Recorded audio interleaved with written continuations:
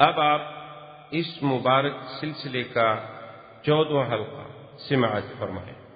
تو فرمایا کہ میں بڑا پریشان ہوا کہ بھی قافلہ نکل گیا ہے۔ اچھا اب قافلے یہ بھی تو نہیں ہوتا تھا نا کہ روزانہ نکلے، کوئی ٹرین چلنی ہے کہ روز چلے گی، وہ تو قافلہ ہے۔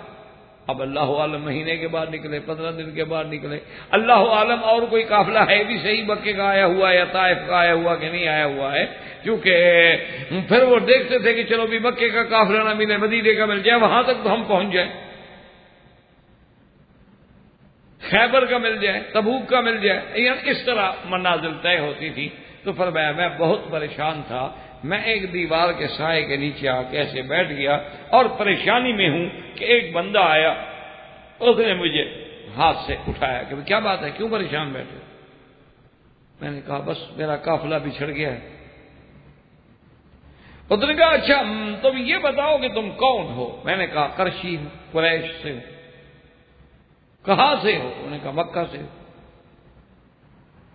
نام کیا ہے تمہارا؟ میں نے کہا عمر ہے۔ کس کے بیٹے ہو؟ میں نے کہا خطاب کا بیٹا ہوں۔ انہوں نے کہا میرے ساتھ چلو۔ میں نے کہا کہاں چلو؟ اس نے کہا میرے گھر چلو، میرے مہمان بنو۔ تمہارا قافلہ چلا گیا ہے، کوئی بات نہیں، میرے پاس بے انتہا تیز رفتار گھوڑے بھی ہیں، اونٹنیاں بھی ہیں، تمہارا قافلہ تو قافلے کی رفتار چلے گا نا، کوئی فکر کی ضرورت نہیں ہے، میں آپ کو قافلے میں پہنچاتا ہوں۔ مجھے گھر لے گیا، کھانا کھلایا، کہا غسل کر لو، میں نے غسل کیا، نہایا، تھکان اتر گئی، کھانا کھایا، کہا آرام کرو، ابھی میں ملازمین کو حکم دیتا ہوں، وہ باقاعدہ اونٹ تیار کرتے ہیں اور شام کو اونٹ چلیں گے اور انشاءاللہ کل صبح تک تمہیں قافلے میں پہنچا دیں گے اور واپس آ جائیں گے، تم گھبراؤ نہیں۔ میں نے کہا ٹھیک ہے، میں مطمئن ہو گیا۔ تھوڑی دیر گزری کو ایک کاغذ لے کے آ گیا، کہنے لگا اس کاغذ پہ مجھے لکھ دو کہ جس زمانے میں تم اس علاقے کے بادشاہ بنو گے تو میری جائیداد پہ ٹیکس نہیں ہوگا۔ تو میں ہنس پڑا۔ تو اس نے کہا ہنستے کیوں؟ انہوں نے کہا میں نے تو کبھی مکے کے سردار بننے کا خواب نہیں دیکھا ہے، تم مجھے ادھر کا بادشاہ بنا رہے ہو۔ اللہ کے بندے، میں نے تو کبھی یہ بھی نہیں سوچا ہے کہ میں کبھی مکے میں بھی بادشاہ یا مکے کا سردار بن جاؤں گا، رئیس مکہ بن جاؤں گا، یہ بھی میرے خاندان میں مشکل ہے، تو تم مجھے یہاں کی بادشاہ بنا رہے ہو۔ اس نے کہا بات سنو عمر، اگر تم بادشاہ نہیں بنو گے تو اس کاغذ کا میں کیا کر لوں گا؟ اس کاغذ میں تو یہی لکھا ہے نا کہ جب بادشاہ بنو گے، اگر تم بادشاہ نہ بنے تو اس لکھنے سے تمہارا کیا بگڑ گیا؟ اور اگر تم بادشاہ بن گئے تو یار ایک بندے کی زمین پہ ٹیکس معاف کر دینا بھی بڑی بات ہوتی ہے بادشاہوں کے لیے۔ تو حضرت عمر کہتے ہیں میں نے بھی تنگ آ کے دستخط کر دیے کہ اب اس نے کھانا کھلایا ہے، دعوت دی ہے، گھر لے آیا ہے، اب سواریوں پہ بٹھا کے مجھے قافلے بھی پہنچا رہا ہے، چھوڑو تو ہم سے بادشاہ بننا ہے کہ اس کی میں ٹیکس معاف کروں گا۔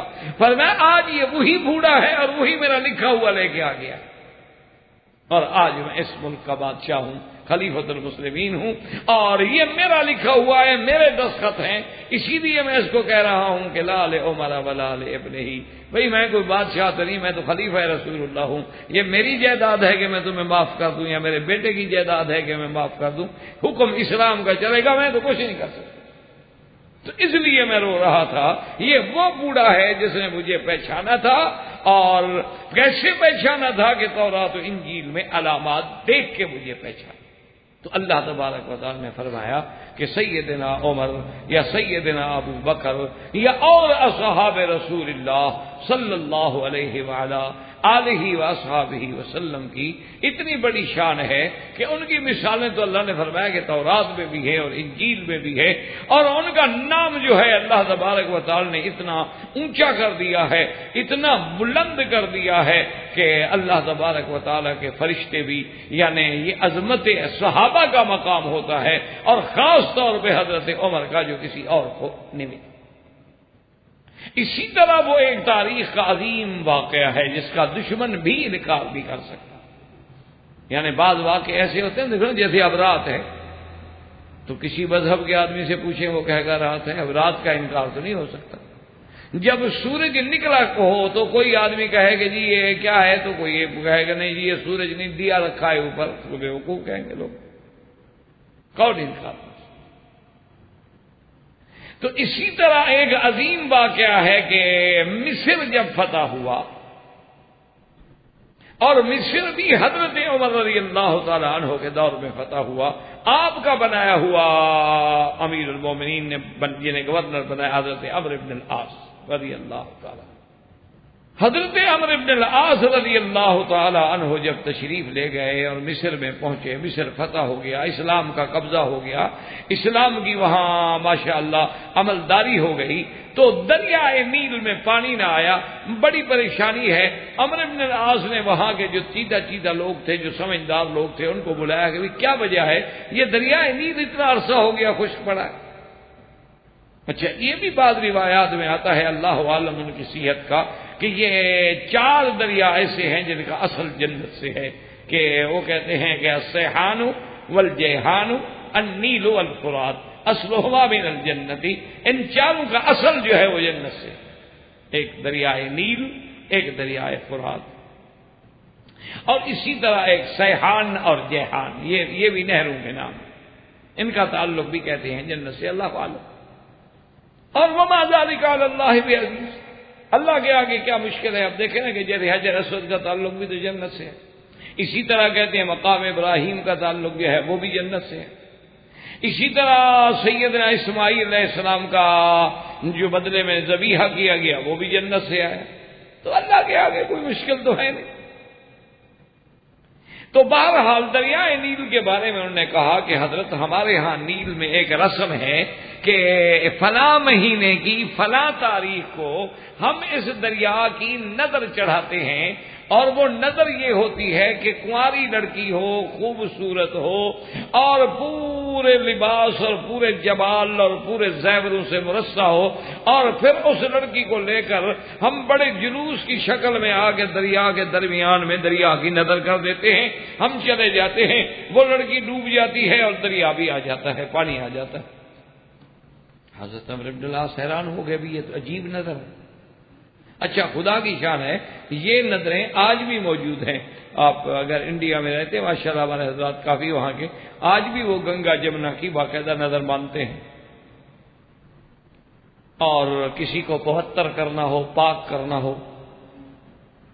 اچھا، عجیب بات ہے، یعنی قوموں کی رسم یہ ہے کہ مثلا کسی جگہ مسلمان گزر گیا تو ان کے نزدیک وہ جگہ جو ہے وہ بھرشٹ ہو جاتی ہے، پاک ناپاک ہو جاتی ہے، پھر اس کو وہ گائے کے یا بھینس کے پیشاب سے پاک کرتے ہیں۔ دیکھو نا، خدا جب عقل چھینتا ہے اسی طرح ہوتا ہے کہ جگہ جو پاک تھی اس پر پیشاب ڈال کے ناپاک کر دیا، اپنے عقل میں انہوں نے پاک کر دیا۔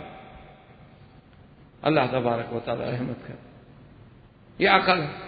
اچھا، یہ صرف یہ نہیں کہ انڈیا میں ہندو کرتے ہیں، مسلمان بھی کرتے ہیں، خواجہ دل دریا کی منت مانتے ہیں،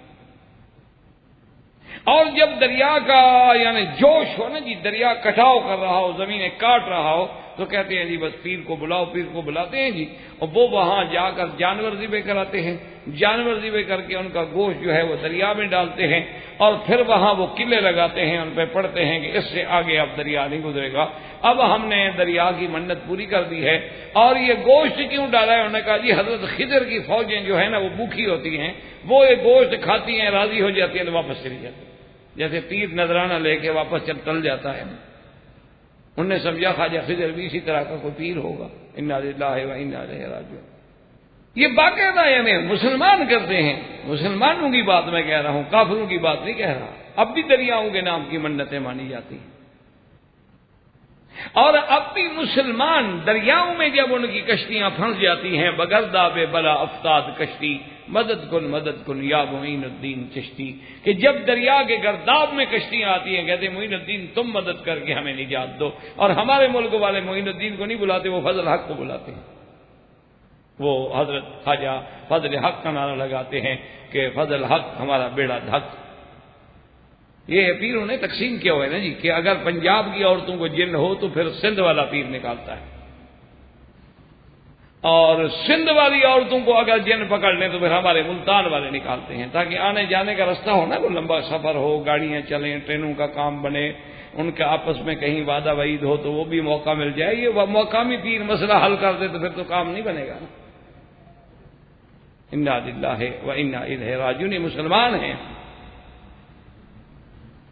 تو حضرت عمرو بن العاص رضی اللہ تعالی عنہ نے جب یہ بات سنی، انہوں نے کہا کہ نہیں، ٹھہر جاؤ، یہ ہم مسلمان ہیں، ہم ان چیزوں کو نہیں مانتے، لیکن اس کے بارے میں لکھوں گا امیر المؤمنین خلیفۃ المسلمین سیدنا عمر رضی اللہ تعالی عنہ کو، اور دیکھتے ہیں کہ حضرت عمر کیا رائے۔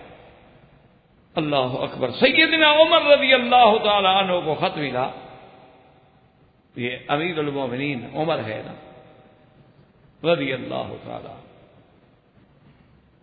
سیدنا عمر کو جب خط ملا، آپ نے فوراً اپنے کاتب کو بلایا، فرمایا ادھر آؤ، لکھو، خط لکھو۔ انہوں نے کہا شاید گورنر صاحب کو خط لکھواتے۔ نے کہا لکھو بن عبد اللہ امیر المؤمنین عمر بن الخطاب الانی اما بعد، لکھو تم کہ اللہ کے بندے عمر کی طرف سے خط ہے دریائے نیل کے نام، اگر تم چلتے ہو اللہ کے حکم سے تو چلو، اور اگر تم اللہ کے حکم کے بغیر چلتے ہو اور منتوں سے چلتے ہو تو ہمیں تمہاری کوئی ضرورت نہیں، اور تمہارے نہ چلنے سے ہمیں کوئی نقصان نہیں ہوگا۔ خط لکھا، عمر نے اپنے دستخط کیے، مہر لگائی، لفافے میں بند کیا، اپنے گورنر کو بھیجا کہ جب میرا خط پہنچ جائے تو یہ خط لے کے دریا کے اندر جا کے رکھ دو، بس باقی اللہ پہ چھوڑ دو۔ اندازہ فرمائیں کہ آج اگر کوئی آدمی ایسی بات ہوتی تو کوئی کہتا ہے یار نعوذ باللہ یہ کوئی بات ہے، بولا پانی کو بھی کوئی خط لکھتے ہیں، یا پانی میں خط ڈالو تو ختم ہو جائے گا، کاغذ بھی گل جائے گا۔ حضرت عمر نے کیسے کر دیا؟ لیکن عمرو بن العاص بھی صحابی ہے رسول اللہ کا، اور گورنر ہے امیر المؤمنین، جانتا ہے کہ عمر ایسے بات نہیں کر سکتا، عمر تو محدث ہے، وہ تو تب بات کرتا ہے جب اللہ الہام فرماتے ہیں، اللہ اس کے دل میں ڈالتے ہیں۔ مطلب اتنی بڑی بات، وہ تو توحید کو ثابت کرنے کے لیے، شرک کو مٹانے کے لیے اگر عمر نے یہ خط لکھا ہے تو اس میں کوئی حکمت۔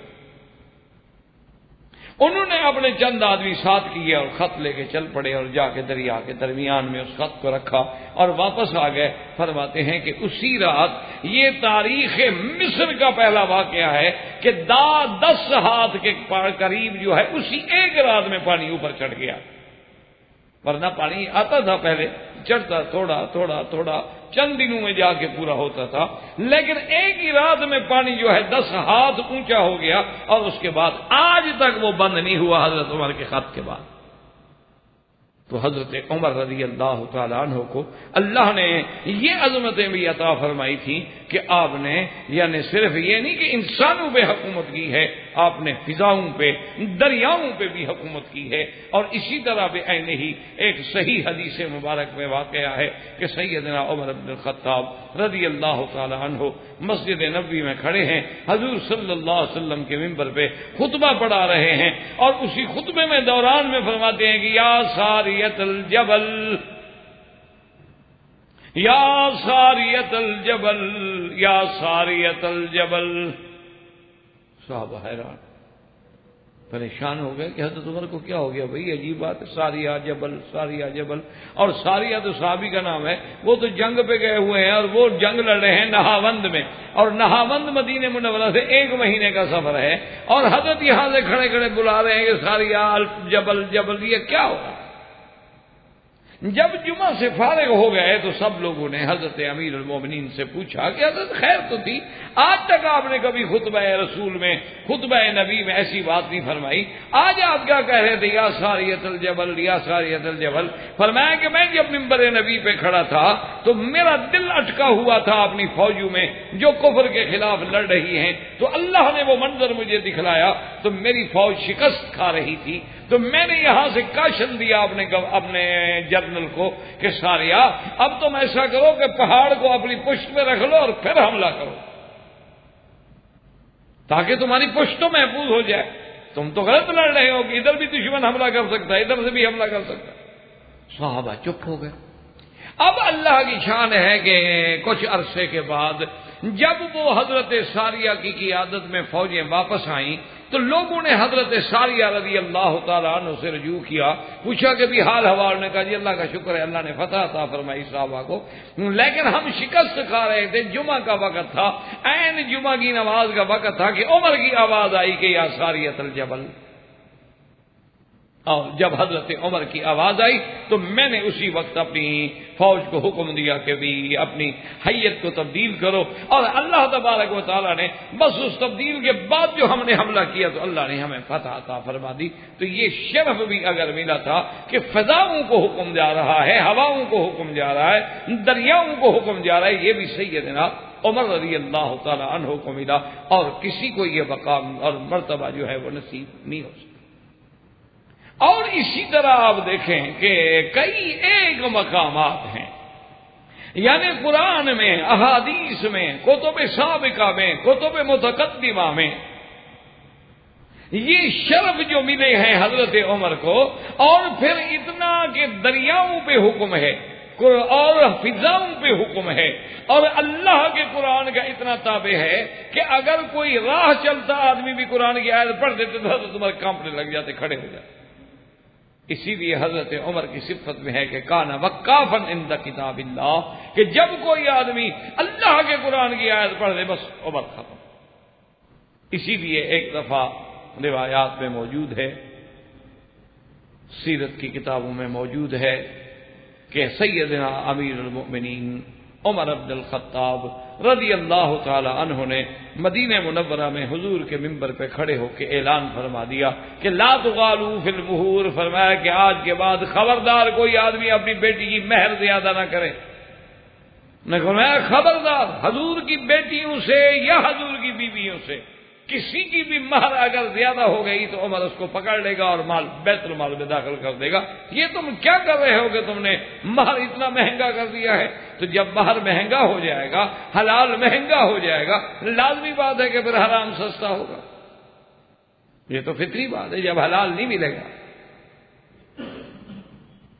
آج بھی آپ دیکھ لیں کہ اسلام کے لوگ، یعنی ہم عرب اور عجم، دو متبادی رسومات میں مبتلا ہو گئے ہیں۔ ہمارے ملک میں جہیز کی لعنت کی وجہ سے شادیاں نہیں ہوتی کہ جی لڑکا جو ہے، لڑکی والے جہیز بھی دیں، لڑکی بھی دیں، جہیز بھی دیں۔ کیوں؟ ہمارا لڑکا جی پڑھا لکھا ہے، ڈاکٹر ہے، انجینئر ہے، ویسے دے دیں۔ لڑکی والے جہیز بھی ادا کریں، کار بھی لے کے آئے، فریج لے کے آئے، گھر کا سامان لے کے آئے، وی سی آر، ویڈیو سارا جہان لے کے آئے، اور اگر وہ لڑکی بیچاری جہیز میں سامان نہ لا سکے تو ساری زندگی تانے سہتے سہتے مر جائے گی۔ اور تم کیا لائی تھی؟ کیا تھا تمہارے گھر والوں کے پاس؟ کس بات پہ اکڑ رہی ہو؟ اور یہاں الٹ رواج ہے کہ جناب پہلے تو 1 لاکھ حق المہر ادا کرو، یا 10,000 یا 20,000، اور اس کے بعد جب شادی کرنی ہو تو جو افراح ہیں، شادی گھر ہیں، وہاں ماشاءاللہ جو بڑے ہیں ان کا تو 5-5، 10-10 لاکھ ریال ایک رات کا کرایہ ہے۔ اب تو 5 اسٹار ہوٹلوں میں بھی باقاعدہ دعوتیں ہوتی ہیں۔ پتہ نہیں وہاں عمل بالحدیث ان کا کہاں چلا جاتا ہے۔ بس حدیث صرف ہمیں نماز کے لیے آئی ہے کہ نماز کیسے پڑھو بس، یا مسواک کیسے کرو۔ وہاں جو 3 منزلہ حقے رکھے ہیں وہاں تو کوئی نہیں سمجھاتا ان کو۔ ایسے معلوم ہوتا ہے جیسے مسجد کا مینار رکھا، تاش ہے، حقے ہے، گانا ہے، اور نعوذ باللہ مووی ہے، اور باقاعدہ ویڈیو پہ فلمیں بن رہی ہیں، اور تمام عورتیں جو ہیں ان کی فلمیں بن رہی ہیں، اور وہی فلمیں پھر غیر مرد جا کے دیکھتے ہیں۔ ایک فستان جو ہے اس کی سلائی 5-5 ہزار ریال ہے۔ یہ بھی عمل بالحدیث ہے۔ انا للہ و انا الیہ راجعون۔ کیوں ہم اپنے آپ کو دعویٰ کرتے ہیں لیکن ہمارا صرف انہی چیزوں پہ عمل ہے جو ہمیں پسند ہیں، ہمیں قبول ہیں، ہمارے لیے آسان ہیں، لیکن جس میں ذرا ہمیں قربانی دینی پڑے وہاں کوئی حدیث پہ عمل کرنے کے لیے تیار نہیں۔ حضرت عمر رضی اللہ تعالیٰ نے حکم کیا، ایمان سے کہیں کہ مصلحت عامہ کے تابع تو حضرت عمر کا حکم ٹھیک تھا،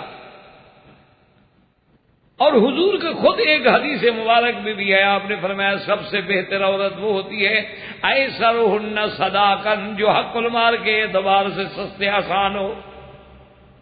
کیوں؟ انہوں نے کہا تو عورت تو وہی اچھی ہوتی ہے، تکلیف نہ ہو خامند کو، بغیر پریشانی کے، بس ایک حق المال شریعت کا حکم ہے، لکھ دیا جاتا ہے اور دے دیا جاتا ہے، بس بات ختم ہوگا۔ حضرت عمر رضی اللہ تعالیٰ عنہ نے آرڈر کیا، اور اس کے بعد آرڈر کرنے کے بعد جب سیدنا عمر رضی اللہ تعالیٰ عنہ اترے، خدا کی شان ہے کہ آپ جب مسجد نبی کے باہر جانے لگے تو ایک بوڑھی عورت کھڑی کی، حضرت عمر کا ہاتھ پکڑ لیا اور کہا ٹھہرو عمر ٹھہر گیا۔ اس نے کہا آپ نے یہ کیسے حکم دیا ہے کہ حق المہر جو ہے تھوڑی ہو زیادہ نہ ہو، میں چھین لوں گا، میں یہ کر لوں گا۔ آپ کون ہیں چھیننے والے؟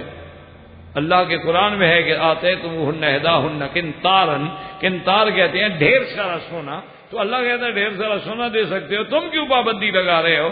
حضرت عمر وہیں کھڑے ہو گئے، فرمایا الحمدللہ الذی افقہ العجائز من افقہ من عمر، کہ اللہ تیرا شکر ہے، مدینے کی تو اب بھی اتنی بڑی شان ہے کہ یہاں کی بوڑھی عورتیں بھی زیادہ فقیہ ہیں عمر سے، وہ بھی زیادہ بات سمجھ گئی، میں نہیں سمجھا۔ فرمایا اچھا بھائی میں اپنا آرڈر واپس لے لیتا ہوں، جو اللہ کے قرآن کا حکم ہے مقدم۔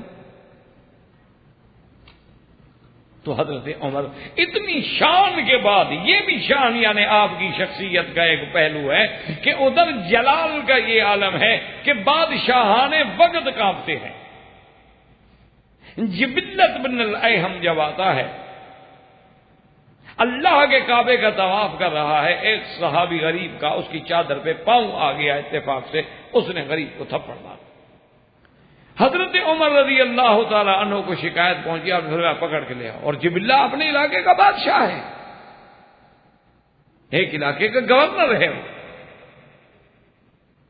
جبلہ کو جب حاضر کیا گیا تو جبلہ کہتا ہے کہ میں نے بڑے بڑے بادشاہوں کے دربار دیکھے تھے، میں نے کیسر کا دربار دیکھا، میں نے کسرا کا دربار دیکھا، اور حضرت عمر مٹی پہ بیٹھے ہیں، لیکن جو حضرت عمر کے دربار میں جاہ و جلال اور ہیبت تھی وہ میں نے کسی بادشاہ کے دربار میں نہیں دیکھی، میری تو ٹانگیں لرزنے لگ گئی۔ حضرت عمر رضی اللہ تعالی نے پوچھا کہ تم نے مارا ہے اس کو؟ انہوں نے کہا نہیں مارا تھا۔ کیوں مارا؟ انہوں نے کہا جی اس نے میری چادر تھی بڑی قیمتی، ریشمی چادر تھی، اور اس نے مٹی بھرا پاؤں میں اس پہ رکھ دیا، اور میں گر جاتا، میری چادر کھل جاتی، میں غصے میں آ گیا، میں نے مار دیا۔ آپ نے فرمایا اچھا آدھے زمین پہ تم چلتے ہو، آدھی تمہاری چادریں چلتی ہیں، تو یہ غریب کہاں جائیں؟ یہ بڑے آدمی چادریں گھسیٹ گھسیٹ کے چلتے ہیں نا۔ آج کل سلوار کا پائچہ جو ہے وہ جوتے کے اندر ہوتا ہے، یہ بھی بڑے آدمی ہونے کی دلیل ہے کہ آدمی اپنے بدن کے بجائے جوتے کو کپڑا پہنا ہے، یہ عقل کی دلیل ہے۔ سر پہ کپڑا نہیں، پاؤں کو زیادہ ہے۔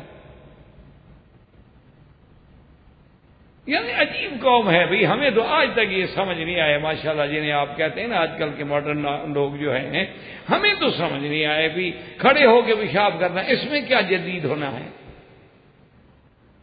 یعنی آدمی کھڑے کھڑے پیشاب کرے، یہ بھی بڑے آدمی ہونے کے علامت ہے۔ ہم نے تو یہ جانوروں کو دیکھا ہے کھڑے کھڑے پیشاب کرتا ہو، نہ آپ نے دیکھا ہے کبھی جانور بیٹھتے ہیں لیٹرین جاتے؟ کیا خیال ہے؟ نہ ٹھنڈے، اچھا پھر وہ استنجا کرتا ہے بلاؤں، یا اسی ٹانگوں شانگوں میں گزارا ہو جاتا ہے پیشاب کا؟ تو یہ بڑے آدمیوں کا پیشاب کہاں جاتا ہے؟ یہ بڑائی کی علامت ہے، وہ عقل کی علامت ہے کہ آدمی کھڑے پیچھے پیشاب کرے۔ اچھا ماشاءاللہ روٹی بھی کھڑے ہو کے کھاتے ہیں، پیشاب بھی کھڑے ہو کے، کھانا بھی کھڑے ہو کے، بڑے لکھے لوگ ہیں نا، جدید طرز زندگی ہے۔ اسی لیے اکبر الہ آبادی روتا تھا نا بیچارہ کہ اٹھا کر پھینک دو باہر گلی میں، نئی تہذیب کے انڈے ہیں گندے۔ اکبر الہ آبادی ایسے تو نہیں رو کے گیا ہے نا بیچارہ کہ یہ کیا قوم ہوئی کہ کھانا بھی کھڑے کھا رہے ہیں، پیشاب بھی کھڑے ہوئے کر رہے ہیں، اور اس کے بعد جناب یہ بڑائی کی دلیل ہے۔ عجیب بات ہے کہ کیسے بڑائی کی دلیل، ہمیں تو آج تک یہ بات سمجھ نہیں آئی۔ تو بڑائی کی دلیل تو یہ ہے کہ اتباع سنت میں بڑائی کی دلیل ہے، اتباع قرآن میں بڑائی کی دلیل ہے۔ اب دیکھیں کہ جبلت بن الایہم بادشاہ ہے، وہ کہتا ہے میں کام گیا، حضرت عمر مٹی پہ بیٹھے ہیں، کوئی قالین شالین نہیں بچھا ہوا۔ اللہ کے بندے، روب ہو یا عزت ہو یا جمال ہو، یہ اللہ کے دین کا ہوتا ہے، ہمیشہ یاد رکھا کرو۔ اللہ کے قرآن نے کہا ہے کہ صحابہ کے چہرے دیکھو تو نظر آتا تھا کہ یہ صحابہ ہیں۔ وجہ کیا ہے کہ ایک روایت میں آتا ہے جس بندے کی عبادت رات کو زیادہ ہوگی اس کے چہرے پہ صبح نور زیادہ ہوگا۔ آپ ویسے دیکھ لیں، ایک آدمی رات شراب میں گزارے، زنا میں گزارے، ایک تہجد میں گزارے، صبح دونوں کے چہرے کو دیکھو، ایک پہ رحمت برس رہی ہوگی، ایک پہ لعنت برس رہی ہوگی۔ اچھا، ایک فاسق فاجر شرابی لٹیرے ڈاکو کا چہرہ بھی دیکھو، ایک عالم عابد زاہد کا چہرہ بھی دیکھو، فرق محسوس ہوتا ہے کہ نہیں ہوتا؟ ایک طوائف کا چہرہ بھی دیکھو اور ایک معصوم بچی کا چہرہ بھی دیکھو، آپ کو دور سے نظر آئے گا کہ نہیں یہ واقعی معصوم بچی ہے۔ تو سیدنا عمر کے چہرے پہ جو جلال تھا، وہ تو بڑے بڑے لوگ جو ہیں نا وہ بھی کانپ جاتے تھے۔ تو جبلہ کہتا ہے میرے تو ٹانگیں لڑکھڑانے لگی، میں نے بات کہہ دی، حضرت عمر نے بلایا بدو کو، کہا ادھر آؤ، انہوں نے کہا کہ اس کے منہ پہ مارو تھپڑ، جس طرح اس نے مارا تھا نا تمہیں تھپڑ مارو۔ اب جبلہ نے کہا حضرت میری توہین ہے، میں اتنا بڑا آدمی ہوں۔ کہا اچھا بڑے آدمی ہو نا، بڑے کا کیا مطلب ہے؟ تم بھی آدمی ہو، یہ بھی آدمی ہے، بڑے کا کیا مانا؟ سیدھا کرو۔ انہوں نے کہا جی ٹھیک ہے۔ جب وہ جناب بدو آیا نا تیار ہو کے، تو حضرت عمر نے کہا ایک بات سن لو۔ انہوں نے کہا کیا؟ انہوں نے کہا جتنے زور سے جبلہ نے ماری تھی نا تمہیں تمانچہ، اتنے زور کا تو میں نے فیصلہ کیا ہے، اس سے زیادہ لگا تو قیامت میں خود جواب دینا، عمر ذمہ دار نہیں ہوگا۔ کیوں؟ وہ تو چلو پھر وہ نازک آدمی تھا، گورنر آدمی تھا، اس کا تو ہاتھ بات ہے، بدو کا ہاتھ رکھتا تو اس کے تو پورے انشاءاللہ دانت باہر جا کے پڑتے ہیں۔ وہ تو غریب کے ہاتھ میں تو قوت ہوتی ہے نا، غریب کا ہاتھ عورتوں کی طرح تو نہیں ہوتا ریشمی ہاتھ ہو۔ اس نے کہا حضرت اگر یہ بات ہے نا تو میں معاف کیا۔ انہوں نے کہا کیوں؟ انہوں نے کہا حضرت میں نے کوئی وزن کیا تھا کہ کتنی چوٹ سے اس نے مجھے مارا ہے، کتنی زور سے؟ انہوں نے کہا نہیں، عدل یہی ہے، انصاف یہی ہے کہ اس سے زیادہ جو ہوگا پھر عمر ذمہ دار نہیں ہوگا، قصاص برابر۔ انہوں نے کہا جی میں نے بات کی۔ اسی طرح سیدنا عمر رضی اللہ تعالی عنہ کے بارے میں ہے، یعنی عجیب تھا نا عمر، اللہ اس کی مزار پہ پہلے ہی رحمتیں ہیں، اور اللہ قیامت تک اور رحمتیں اور عظمتیں نصیب فرمائیں، اور اللہ ہمارے دلوں میں سیدنا عمر، سیدنا ابو بکر، خلفائے راشدین، عثمان و علی رضوان اللہ علیہم کی محبت اور ادب پیدا فرمائے۔ حضرت عمر رضی اللہ تعالیٰ عنہ رات کو گشت کر رہے ہیں، آپ نے اپنے خادم سے فرمایا کہ ادھر آؤ، معلوم ہوتا ہے کہ اس گھر کے اندر مجھے دور سے تھوڑی تھوڑی آواز آ رہی ہے، معلوم ہوتا ہے کہ کوئی عورت گانے والی بھی ہے اور کوئی بندہ شراب پی رہا۔ اس نے بھی کان لگا، انہوں نے کہا حضرت شک تو مجھے بھی پڑتا ہے۔ حضرت عمر رضی اللہ تعالیٰ نے پھر تسلی کر لی، اور تسلی کرنے کے بعد ایک مقام سے دیکھا تو اندازہ جگہ موجود تھی، آپ نے دیوار سے پھلانگا، خادم نے بھی پھلانگا تو اندر عورت بھی موجود تھی، شراب کی بوتل بھی موجود تھی، اور مرد بھی نشے میں تھا، اور عورت بھی گا رہی تھی۔ تو انہوں نے کہا اچھا عدو اللہ، تمہیں پتا تھا کہ تم کمرے بند کر کے یہاں دور تنہائی میں شرابیں پیو گے اور گناہ کرو گے اور عمر کو دھوکہ دو گے، عمر کو پتہ نہیں لگے گا؟ تم نے کیا سوچا ہوا تھا کہ عمر سویا ہوا ہے؟ اللہ نے مجھے خلیفہ بنایا ہے، میں تو ذمہ دار ہوں اس ملک کا، میری ذمہ داری ہے، میں کیسے آرام کر سکتا ہوں؟ ابھی میں تمہیں بتاتا ہوں تمہارے جرم کی۔ اچھا وہ آدمی بڑا سمجھدار تھا، اس نے کہا کہ عمر بات سنو کہ میں نے جو جرم کیا ہے، میرا جرم تو ہے سامنے، عورت موجود ہے، بوتل موجود ہے، میں موجود ہوں، نشہ بھی ہے، میرے جرم کا تو مجھے انکار ہی نہیں ہے، لیکن حضرت آپ نے بھی جرم کیا۔ حضرت عمر گھبرا گیا، انہوں نے کہا کیا بات کہہ رہے؟ اس نے کہا حضرت جرم میں نے بھی کیا ہے، جرم آپ نے بھی کیا۔ حضرت نے کہا کیا کہہ رہے ہو؟ انہوں نے کہا اللہ کا قرآن کہتا ہے فَأْتُوا الْبُيُوتَ مِنْ أَبْوَابِهَا، کسی کے گھر میں آؤ تو دروازے سے آؤ، اذن لے کے آؤ، چھلانگ لگا کے دیواروں سے آنے کا حکم نہیں۔ آپ نے قرآن کے حکم کو توڑا ہے۔ اللہ کا قرآن کہتا ہے وَلَا تَجَسَّسُوا، کان لگا کے لوگوں کے عیب نہ ڈھونڈو۔ تم نے کان لگا کے کیسے سنا کہ اندر گانا ہو رہا ہے؟ آپ نے بھی تو قرآن کی خلاف ورزی کی ہے۔ فبکا عمر، حضرت عمر، انہوں نے کہا بھائی تم ٹھیک کہتے ہو، اور اس وقت حالت بھی یہ تھی نا کہ خود آپ گواہ تھے، اور تو گواہ تھا نہیں، یا تو غلام تھا یا مدعی خود حضرت امیر المومنین تھے۔ انہوں نے کہا اچھا تم آگے توبہ کرتے ہو؟ انہوں نے کہا جی میں تو پکی توبہ کرتا ہوں۔ انہوں نے کہا اس دفعہ میں بھی تمہارے گناہوں پہ پردہ ڈالتا ہوں، اور تم بھی میری غلطی پہ پردہ ڈال دو، جب قرآن آ جائے عمر آگے نہیں ہل سکتا۔ تو سیدنا عمر رضی اللہ تعالی عنہ کو اللہ تبارک و تعالی نے ایسے تو نہیں حضور نے فرمایا کہ میری امت میں اگر کوئی محدث ہے جس کے زبان پہ اللہ الہام فرماتے ہیں وہ عمر ہے، اور فرمایا کہ ان اللہ جعل الحق علی لسان عمر، اور حضور نے فرمایا ان الشیطان لیفرق من عمر، کہ شیطان عمر سے ڈرتا ہے۔ اور ایک روایت میں یہ آتا ہے کہ جس دن سے عمر مسلمان ہوا ہے اس دن سے جو عمر کے ساتھ شیطان لگایا گیا تھا نا کریم، جب بھی عمر کو دیکھتا ہے تو گر جاتا ہے، اس کو اتنی طاقت نہیں ہوتی کہ عمر کے سامنے آ سکے۔ یہ شان بھی اللہ تبارک و تعالی نے سیدنا عمر کہ حضور جس کے بارے میں گواہی دے کہ ان الشیطان لا یفرق من عمر، کہ عمر تو سے شیطان ڈرتا ہے، یعنی دنیا ڈرتی ہے کہ وہ ہمیں وسوسے میں نہ ڈال دے، ہمیں گمراہ نہ کر دے، لیکن اللہ نے ان کو اتنی قوت ایمان دی تھی، اتنی عظمت دی تھی کہ شیطان ڈرتا ہے۔ اور ایک حدیث میں حضور نے فرمایا عمر جس راستے سے تم چلتے ہو وہ گلی بھی شیطان چھوڑ کے بھاگ جاتا۔ اچھا، خدا کی شان یہ ہے، اللہ معاف فرمائے، آپ کے ہند کا واقعہ ہے، تاریخوں میں موجود ہے کہ وہاں بادشاہ تھا، اور اس دور میں اللہ معاف کرے اس کی جو ملکہ تھی، اس کی ملکہ کے گویا کہ نعوذ باللہ جیسے طوطے میں کسی کی جان ہوتی ہے نا، تو اس بادشاہ کی جان جو ہے وہ ملکہ میں ہوتی تھی، تو وہ بادشاہ کے کندھے پہ ہاتھ رکھ کے بیٹھتی تھی پردے کے پیچھے سے، اور بادشاہ دربار میں فیصلے کرتے تھے، اور جب وہ ہاتھ اٹھا لیتی تھی تو بادشاہ سمجھ جاتے تھے کہ اب وہ ملکہ جو ہے تھک گئی ہے، لہذا اس کے بعد میں نے فیصلہ نہیں کرنا، وہ چلے جاتے تھے۔ یہ نور جہاں کے بارے میں جو واقعات آتے ہیں کتابوں میں، اس کا ایک استاد تھا جس کا نام نور اللہ شاستری تھا۔ یہ نور اللہ شاستری جو ہے یہ اصل میں یہ رافضی تھا، دشمنان صحابہ میں سے تھا، اور یہ بہت بڑا ان کے مذہب کا مولوی تھا۔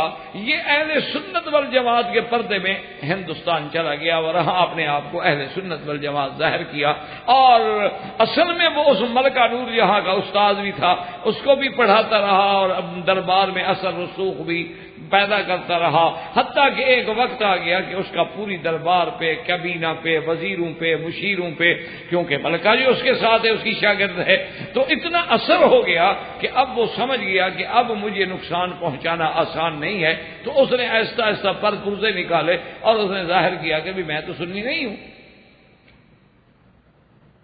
میں تو اہل سنت نہیں ہوں، میں نے تو تقیہ کیا۔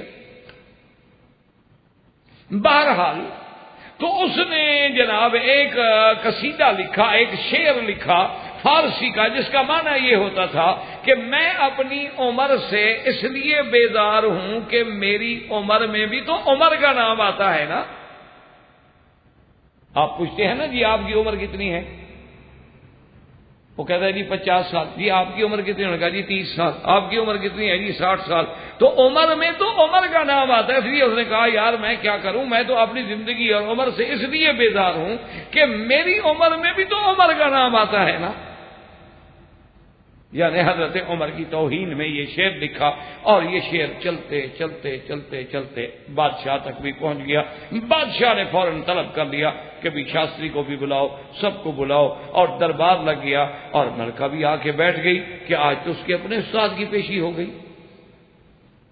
اب جناب جب وہ بادشاہ دربار میں آئے تو انہوں نے پوچھا نور اللہ شاستری سے، اب اس کو پتا تھا کہ میرا بادشاہ کیا بگاڑ سکتا ہے، ساری کابینہ میرے ساتھ ہے، سارے منسٹر میرے ساتھ ہیں، وزیر میرے ساتھ ہیں، مشیر میرے ساتھ ہیں، بادشاہ اکیلا کیا کر لے گا؟ تو وہ بڑے تمطراق سے آیا، اس نے کہا مجھے یہ بات پہنچی ہے کہ حضرت عمر کی شان میں گستاخی کرتے ہوئے آپ نے یہ شعر لکھا ہے۔ انہوں نے کہا کہ ہاں جی میں نے لکھا، بڑے دھڑلے سے کہا کہ ہاں جی میں نے لکھا۔ تو بادشاہ نے کہا اللہ کے بندے سوچ لو، سمجھ لو، حضرت عمر خلیفہ رسول اللہ ہیں، حضرت عمر جو ہیں وہ حضور صلی اللہ علیہ وسلم کے وزیر ہیں، حضور کے خلیفہ ثانی ہیں، حضور کے ساتھ بازار میں آرام فرما ہیں، اور تم ان کی ذات میں اگر ایک آدمی نہیں مانتا لیکن گستاخی کا تو حق نہیں۔ انہوں نے کہا جی بہرحال میں اچھا نہیں سمجھتا، میں نے کہا ہے۔ جب بادشاہ نے اس سے بارہ پوچھا تو ملکہ نے پیچھے سے ہاتھ اٹھایا، لیکن بادشاہ پھر بھی بیٹھا رہا۔ اور پھر ملکہ نے پیچھے سے گریبان پکڑ کے کھینچا کہ مہربانی کرو آپ فیصلہ نہ کر رہے بادشاہ جلدی میں، تو بادشاہ نے پرواہ نہ کی. پھر ملکہ نے زور سے جب کھینچا تو بادشاہ نے غصے میں آ کے اپنا ہاتھ جو تھا نا ایسے الٹا ہاتھ مارا ملکہ کو اور کہا کہ جانے من جان دادن ایمان نہ دادن. تمہارے ناراض ہونے سے زیادہ یہ ہو جائے گا نا کہ میں مر جاؤں گا، میں جان دے سکتا ہوں، ایمان نہیں دے سکتا کہ عمر کی گالی سنوں. یہ کیسے؟ تو بادشاہ نے ان کی سزائے موت کا فیصلہ کیا، جس کو اسی لیے کہتے ہیں ہمارا شہید پنجو، وہ ہمارا شہید ہو گیا تھا. بھئی حضرت عمر کو گالی دینے والا شہید تھوڑا ہو جاتا. اللہ تبارک و تعالیٰ رحم فرمائے. تو اللہ تبارک و تعالیٰ نے اس نام میں بھی اتنی یعنی عظمت رکھی تھی. اللہ نے حضرت عمر رضی اللہ تعالیٰ عنہ کو وہ مقام بخشا تھا کہ یعنی جس کے بارے میں اللہ کا نبی گواہی دے کہ ان الشیطان لیفرق من عمر. اور بھی کئی روایات ہیں جو اس بات پہ دلالت کرتی ہیں. زندگی باقی تو بات باقی. وآخر دعوانا ان الحمدللہ رب العالمین. برادران اسلام، واجب الاحترام بزرگوں، دوستوں، بھائیوں، عزیز نوجوانوں، خلفاء راشدین کے دروس کے ضمن میں الحمدللہ اللہ تبارک و تعالی کی رحمت سے سیدنا امیر المؤمنین عمر بن الخطاب رضی اللہ تعالی عنہ کے ضمن میں درس سابقہ میں باتیں ہوئی تھیں. آج بھی سیدنا عمر بن الخطاب رضی اللہ تعالی عنہ کے بارے میں دو باتیں ہیں جو مصطلحات علماء ہیں. ایک کہتے ہیں اولیات عمر، اور ایک چیز ہے جس کو کہا جاتا ہے موافقات عمر رضی اللہ تعالی. اولیات عمر کا معنی یہ ہوتا ہے کہ وہ کام جو سب سے پہلے جن کی ابتدا جو ہے وہ سیدنا عمر رضی اللہ تعالی عنہ نے کی. تو علماء نے مختلف کتابوں میں، استیاب میں، اسی طرح اور تواریخ کی کتابوں میں، سیر کی کتابوں میں لکھا ہے کہ سب سے پہلے اول من لقب امیر المؤمنین، سب سے پہلے امیر المؤمنین کا لقب صحابہ میں رضوان اللہ تعالی علیہم اجمعین نے جس نے اختیار کیا ہے وہ سیدنا عمر ہے. کیونکہ جب سیدنا ابی بکر رضی اللہ تعالی عنہ کی وفات ہو گئی تو کچھ عرصے تک آپ کو لکھا جاتا تھا خلیفہ رسول اللہ، کیونکہ حضور کے خلیفہ ابو بکر ہیں اور ابو بکر کے بعد آنے والے عمر ہیں، تو عمر بنے خلیفہ ابو بکر کے اور ابو بکر خلیفہ بنے سرکار دو عالم کے صلی اللہ علیہ وسلم، اور مجموعی طور پہ سب خلیفہ بنے حضور صلی اللہ علیہ وسلم. تو حضرت عمر رضی اللہ تعالی عنہ ایک دن جب بیٹھے تھے تو آپ نے فرمایا کہ بھائی اب یہ صحیح بات تو یہ ہے کہ خلیفہ رسول اللہ جو ہیں وہ سیدنا ابو بکر ہیں، اور اس کے بعد جو ہے پھر جو میرے بعد جو آئے گا پھر وہ خلیفہ تھا رسول اللہ. انتم المؤمنون وانا امیرکم، تم مومن ہو میں تمہارا امیر ہوں. تو امیر المؤمنین کا لقب جو ہے سب سے پہلے اختیار کرنے والے سیدنا عمر ہیں، اور پھر یہی لقب جو ہے ماشاءاللہ اللہ تبارک و تعالیٰ کو ایسا مقبول ہوا کہ قیامت تک یہی چلے. تو یہ اولیت جو ہے یہ بھی سیدنا عمر کو نصیب. اور اسی طرح علماء نے یہ بھی لکھا ہے کہ اول من دون تاریخ الہجرت، کہ تاریخ ہجری کی جو ابتدا ہے، چونکہ پہلے دور میں تو تاریخ جو ہے وہ میلادی تھی جس کا تعلق سیدنا عیسیٰ علیہ السلام کی ولادت سے تھا، جو آج تک بھی رائج ہے جیسے 2001. تو یہ سنہ میلادی ہے، اس کی بنیاد جو ہے وہ عیسیٰ علیہ السلام کی پیدائش. لیکن مسلمانوں نے اور صحابہ نے تمام چیزوں کی روایات کو چھوڑ دیا کہ بھی اگر ہم بھی میلادی رکھیں گے تو پھر عیسیٰ علیہ السلام کے ماننے والوں میں، نصارہ میں اور مسلمانوں میں کیا فرق ہوگا. اور اگر ہر پیغمبر کی پیدائش کو تاریخ کی ابتدا بنایا جائے تو پھر آدم علیہ السلام، ابراہیم علیہ السلام، نوح علیہ السلام کس پیغمبر کا بنایا تھا. اسی طرح بعض علماء نے فرمایا کہ حضور صلی اللہ علیہ وسلم کے معراج سے حضور صلی اللہ علیہ وسلم کی بعثت سے جب آپ پر سب سے پہلے قرآن اترا ہے، لیکن سب کی رائے جو تھی اور سیدنا عمر کی رائے اور تدوین کرنے والے تاریخ ہجری کی وہ حضرت عمر ہے۔ آپ نے فرمایا ہجرت جو ہے وہی ہے دراصل اسلام کی عظمت کا سوال، اور اللہ تبارک و تعالیٰ کو بھی یہی منظور تھا کہ وہ ہجری تاریخ کا جو مسئلہ ہے یعنی وہ قیامت تک کے لیے قبول ہو گیا، اور اس کی سب سے پہلے ابتدا کرنے والے جو ہیں وہ سیدنا عمر۔ اور اسی طرح تمام تاریخ کی کتابوں میں آپ دیکھ لیں، حتیٰ کہ دشمن بھی اعتراف کرتے ہیں کہ یہ جو آج کل یورپ میں آپ دیکھتے ہیں کہ ویلفیئر اسٹیٹ کا ایک تصور ہے کہ بھی ہر آدمی جو بے روزگار ہے اس کو باقاعدہ وظیفہ ملتا ہے، بچہ پیدا ہو جائے وظیفہ ملتا ہے، آپ کے بچے زیادہ ہو گئے تو آپ کو کونسل مکان دیتی ہے بڑے نامینل چارجز پر۔ تو یہ سارا جو دراصل ویلفیئر کونسل کا تصور ہے، یہ سب سے پہلے وظائف کا تقرر جو ہے سیدنا عمر نے کیا رضی اللہ تعالی عنہ نے، اور آج بھی دشمن اس کا اعتراف کرتا ہے۔ یعنی آپ دیکھ لیں برٹش کا جو قانون ہے، ان کا جو آئین ہے جو تدوین کیا گیا ہے، وہ جس پروفیسر نے لکھا تھا اس نے اعتراف کیا ہے اپنی کتابوں میں کہ میں نے سیدنا عمر سے متاثر ہو کے یہ لکھا ہے۔ تو اس کا تصور دینے والا سب سے پہلے کہ بھی غریب کو وظیفہ دو، بے روزگار کو وظیفہ دو، بوڑھا ہے وظیفہ دو، بچہ پیدا ہو وظیفہ دو، اور حتیٰ کہ یہودی ہے نصرانی ہے بوڑھا ہو گیا بیکار ہے اس کو بھی وظیفہ دو۔ یہ تأثر جو ہے سب سے پہلے سیدنا عمر نے دیا ہے رضی اللہ تعالیٰ عنہ نے۔ یہ شان بھی حضرت عمر کی ہے کہ عمر جیسا آدمی جو ہے وہ کھڑے ہو کے کہتے تھے کہ اگر دریائے نیل یا دریائے فرات کے کنارے پہ کوئی کتا بھی بھوک سے مر جائے تو اس کا جواب بھی قیامت میں عمر دے گا۔ آج تو بندے مر جاتے ہیں خودکشی کر رہے ہیں، کوئی پوچھنے والا بھی، اور ہیں بھی ہم سب مسلمان۔ تو یہ جو نظم ہے نظام ہے سب سے پہلے حضرت عمر نے دیا، اور اسی طرح مساجد میں یعنی لائٹ کا انتظام کرنا، ورنہ یہ ہوتا تھا کہ بھی ایک تھوڑا دیا شیعہ ایک دیا دو دیے رکھ دیے، تھوڑی روشنی ہو گئی، لوگوں کو اندازہ ہو گیا کہ مسجد کا داخلہ ہے، اندر جانا ہے باہر نکلنا ہے۔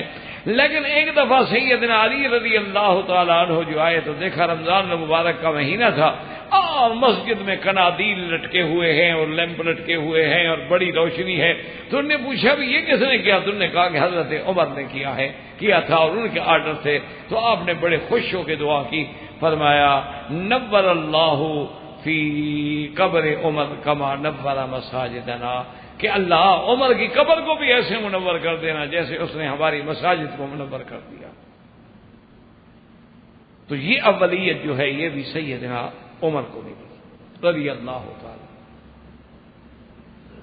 اور اسی طرح یاد رکھیں کہ ایک قاری قرآن پر رمضان المبارک میں جمع ہو کے تراویح کا پڑھنا اور 20 رکعات پڑھنا، اس کی ابتدا کرنے والا بھی عمر رضی اللہ تعالی عنہ۔ کہ آپ دیکھیں کہ حضرت عمر رضی اللہ تعالی عنہ جب تشریف لائے اور انہوں نے مسجد نبوی میں دیکھا کہ ماشاءاللہ رمضان المبارک میں بڑی رونق ہے، کوئی حافظ ادھر پڑھ رہا ہے، کوئی قاری وہاں پڑھ رہا ہے، کسی کے ساتھ 10 آدمی، کسی کے بعد 20 آدمی، کسی کے بعد 4 آدمی ہیں۔ تو آپ نے فرمایا کہ یار یہ علیحدہ علیحدہ پڑھنے کے بجائے ایسا کیوں نہ ہو کہ ہم مسلمانوں کو ایک امام پہ جمع کر دیں۔ فجمعہم علی ابی بن کعب، آپ نے حضرت ابی بن کعب، کیونکہ حضرت ابی بن کعب وہ ہیں جن کے بارے میں اللہ کے نبی نے فرمایا کہ اقرؤکم ابی، کہ سب سے بہتر قرآن پڑھنے والا جو ہے قرأت سے ابی بن کعب۔ آپ نے حکم دے دیا کہ بھی علیحدہ علیحدہ نہ پڑھو، سارے جماعت جو ہے مل کے ایک امام کے پیچھے حضرت ابی بن کعب کے پیچھے کھڑے ہو کے 20 تراویح پڑھی جائیں۔ تو اس تراویح کی اور 20 تراویح کی ابتدا رکھنے والا جو ہے وہ حضرت عمر ہے، اور یہ اولیت کا شرف بھی حضرت عمر کو ملا ہے، اور تمام صحابہ نے اجماع کر لیا تو اس کا درجہ وہی ہو گیا جو سنت رسول اللہ، کہ کسی صحابی نے اعتراض نہیں کیا کہ جی ہم 20 نہیں پڑھتے۔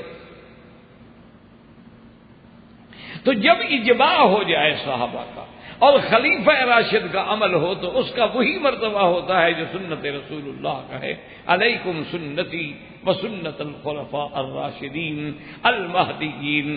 تو یہ شرف بھی سیدنا عمر رضی اللہ تعالی عنہ کو ملا ہے کہ آپ نے سب سے پہلے تمام لوگوں کو ایک امام کے پیچھے، ایک قاری کے پیچھے جمع کیا، اور 20 تراویح حضور صلی اللہ علیہ وسلم کی مسجد میں خیر القرون سے شروع ہوئی اور آج تک الحمدللہ قائم و دائم۔ تو یہ شرف بھی حضرت عمر کو۔ اور اسی طرح یاد رکھیں کہ سب سے پہلے جس شخص نے مصر الامصار وعین القضات، کہ جس شخص نے شہروں کی حد بندی کی، جیسے ہمارے ہاں ہوتا ہے نا جی کہ یہ ڈویژن ہے، یہ ضلع ہے، یہ تحصیل ہے، یہ صوبہ ہے، یہ ہمارے ہاں جو تقسیم ہے، اس کی سب سے پہلے بنیاد رکھنے والا بھی حضرت عمر ہے کہ اس نے مصر الامصار کے بصرے کی حدود، کوفے کی حدود، الجزیرہ کی حدود، موصل کی حدود، شام کی حدود، ان سب کی تعیین کرنے والا جو ہے وہ حضرت عمر رضی اللہ تعالی۔ اسی طرح جیسے آج کل آپ دیکھتے ہیں نا جی کہ کہیں کوئی بڑی جگہ ہو تو وہاں ایک ہائی کورٹ کی بینچ آ جاتی ہے کہ جی ہائی کورٹ کی یہ بینچ ہے، اور پھر ایک جگہ سپریم کورٹ ہوتی ہے، اور اگر کوئی صوبے بڑے ہو جائیں تو وہاں سپریم کورٹ کی بھی بینچز قائم کر دی جاتی ہیں۔ تو یہ قضات کا نظام جو ہے ہر علاقے کے لیے، اس کی ترتیب دینے والا سب سے پہلے حضرت عمر۔ یہ تو آپ یورپ سے متاثر ہیں، سمجھتے ہیں کہ یہ یورپ والے پڑھے لکھے لوگ ہیں۔ جب مسلمان یعنی علم کے معراج پہ تھے یہ تو جاہل تھے، یہ کہاں کے پڑھے لکھے لوگ ہیں؟ یہ تو ہمارے ہاں احساس کم تری میں مسلمان مبتلا ہو گیا ہے، ہر گوری چمڑی والے کو پسند کرتا ہے، مرد ہو یا لڑکی ہو، وائٹ ہونی چاہیے بس۔ یہ تو ہماری بدقسمتی ہے، یہ تو جاہل تھے، یہ تو اجہل لوگ تھے، ان کے پاس تو کوئی نہ علم تھا، نہ سائنس تھی، نہ فلسفہ تھا، نہ منطق تھی، نہ معقول تھا۔ یہ تو سب کچھ ان کو ملا ہے غرناطہ کے کتب خانوں سے، وہاں سے انہوں نے چوری کیا اور پھر یہ جناب بڑے حاکم بن بیٹھے۔ آج بھی جائیں، کہیں سے ہیرا چرایا ہے، کہیں سے اہرام مصر کے ٹکڑے چرائے ہیں اور اپنے ملک میں لگائے ہوئے ہیں، یہ ہمارے پاس نوادرات ہیں۔ کوئی ایک بھی ہے ان میں تمہارا؟ ایک ثابت کر لو کہ تمہارا ہو۔ ابھی میں پیرس میں تھا، مجھے دو شانزلیزے ان کی جو بہت بڑی مشہور سڑک ہے دکھا رہے تھے کہ جی یہ دیکھو، انہوں نے کہا جی ان کا اپنا ہے، یہ چوری اٹھا کے لے آئے ہیں۔ انہوں نے کہا جی یہ، میں نے کہا یہ بھی باہر کا ہے، مجھے یہ بتاؤ کہ ان کا اپنا کیا ہے ماں سوا اوریانی بے حیائی فحاشی کے؟ انہوں نے کیا ترقی کی ہے جی؟ ججز بنا دیے۔ سب سے پہلے کمال تو اس کا ہے کہ عین زمانہ جاہلیت سے نکلنے کے بعد اسلام نے سب سے پہلے بنیاد رکھی کہ قاضی کا تصور کیا ہوتا ہے اور امصار کیا ہوتے ہیں، اور سب سے پہلے جو آج آپ کمپیوٹر میں آپ سب ریکارڈ بنا رہے ہیں، اول من دون الدیوان عمر، سب سے پہلے یہ رجسٹریشن کا مسئلہ جو ہے حضرت عمر نے بنیاد رکھی۔ آپ تو ابھی جمع کر رہے ہیں نا کمپیوٹر میں، اور ماشاءاللہ بڑے بڑے ملکوں کے کمپیوٹروں نے بعض اوقات اچھی ترقی کی ہے کہ کوئی ان کو چور پڑ جائے، کوئی ہیکر پڑ جائے تو جو کچھ ہے وہ سارا اڑ جاتا ہے۔ ماشاءاللہ ترقی کی معراج پہ پہنچے ہوئے، جو جمع کیا نا 10 سال میں 1 سیکنڈ میں اڑ جاتا ہے، پھر یاد ہی نہیں کہ باپ کا نام کیا تھا یا دادے کا نام کیا تھا، کس کس کا باپ دادا یاد رکھیں گے؟ یہ جو قلم تھی، یہ اللہ نے جس کی قسمیں کھائی تھیں کہ نون والقلم وما یسطرون، اس کا لکھا ہوا آج بھی صدیوں ہزاروں سال کا موجود ہے، وہ کبھی ضائع نہیں ہوگا۔ اور اول من دون الدیوان عمر، سب سے پہلے حضرت عمر نے رضی اللہ تعالی عنہ نے یہ انتظام کیا۔ یہ جو آپ کہتے ہیں نا جی کہ آج ہمارے راستے موٹر ویز پہ سروس اسٹیشن ہوتے ہیں تو انہوں نے تو لوٹنے کے لیے بنائے ہیں، یہ سیدنا عمر ہے کہ جس نے اسٹیشن بنا دیے تھے کہ مسافرین کو آٹا بھی ملے، ستو بھی ملے، پانی بھی ملے، کھجور بھی ملے، جہاں تک سفر کریں کسی کو جہاں کوئی ضرورت پیش آ جائے اتنے میل کے بعد سارا انتظام کر دو۔ یہ انتظام کرنے والا بھی سب سے پہلے عمر ہے رضی اللہ تعالی۔ یہ شرف بھی سیدنا عمر رضی اللہ تعالی عنہ کو ملا۔ اور اسی طرح یاد رکھیں کہ سرکار دو عالم سیدنا محمد مصطفیٰ صلی اللہ علیہ وسلم کی مسجد مبارک جو ہے وہ حضور صلی اللہ علیہ وسلم کے بعد اللہ نے جوں جوں اسلام کو عظمت دی، مسجد چھوٹی ہو گئی، لوگ زیادہ ہو گئے۔ اب آپ نہیں دیکھتے ہیں ماشاءاللہ کہ آج سے 20 سال پہلے مسجد الحرام کتنا تھی، پھر توسیع پھر توسیع پھر توسیع، ہر سال اللہ حکومت کو جزائے خیر عطا فرمائے کہ اس پہ یعنی کوئی لمٹڈ بجٹ ہے حرم کے لیے کہ بس 24 گھنٹے کام ہو رہا ہے، پتہ نہیں اور کتنی توسیع ہوگی، کیونکہ جتنا کرتے ہیں وہ اور کم ہو جاتے، جتنا بڑھاتے ہیں ماشاءاللہ حاجی اور زیادہ ہو جاتے۔ تو یہ سب سے پہلے مسجد نبوی کی توسیع کرنے والا جو ہے وہ بھی حضرت عمر ہے رضی اللہ تعالی عنہ، کہ آپ کے دور میں مسجد نبوی کی توسیع کی گئی۔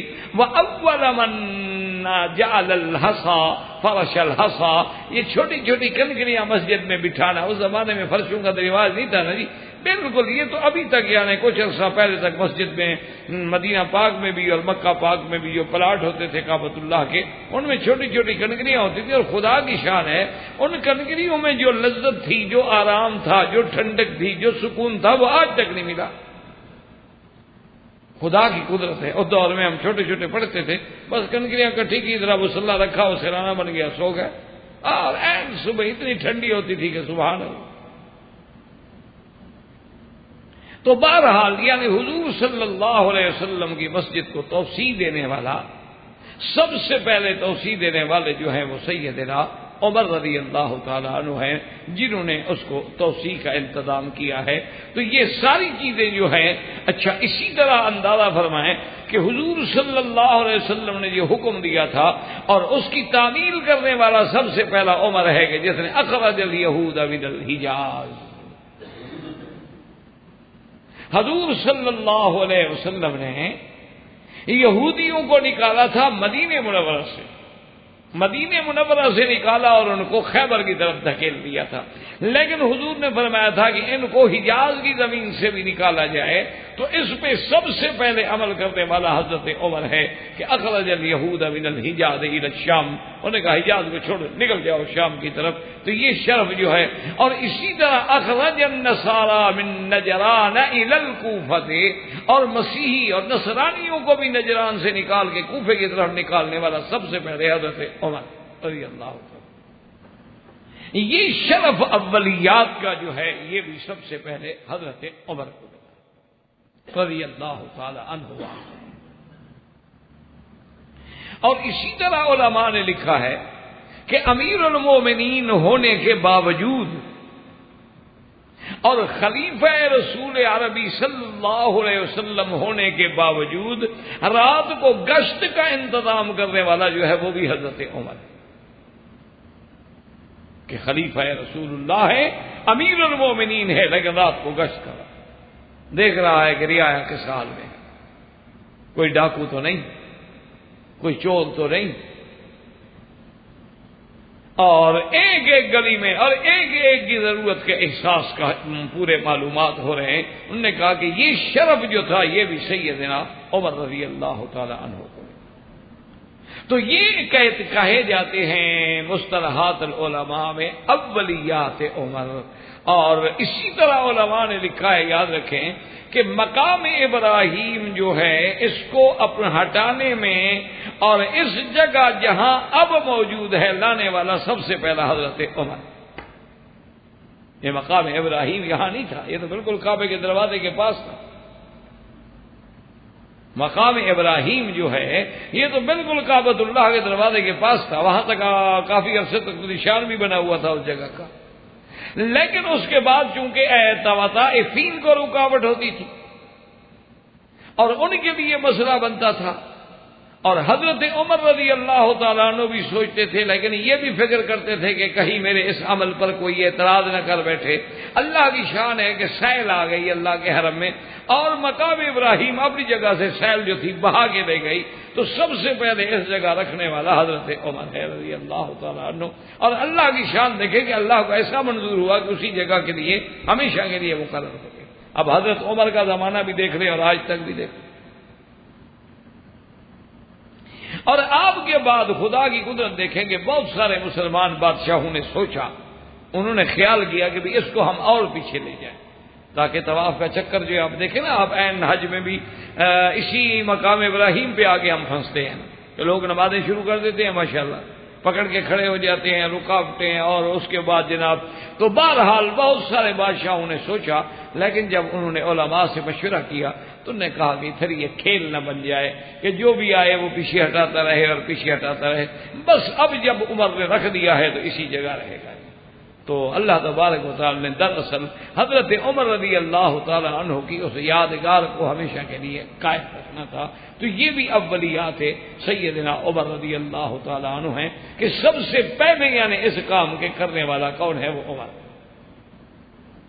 اور اسی طرح یاد رکھیں کہ اولیات عمر میں رضی اللہ تعالیٰ عنہ سب سے پہلے حضور کے ساتھ کعبۃ اللہ میں آ کے کھلی عبادت کرنے والا، یعنی یوں سمجھیں کہ کعبے کا در مسلمانوں کے لیے کھولنے والا سب سے پہلا کون ہے؟ عمر۔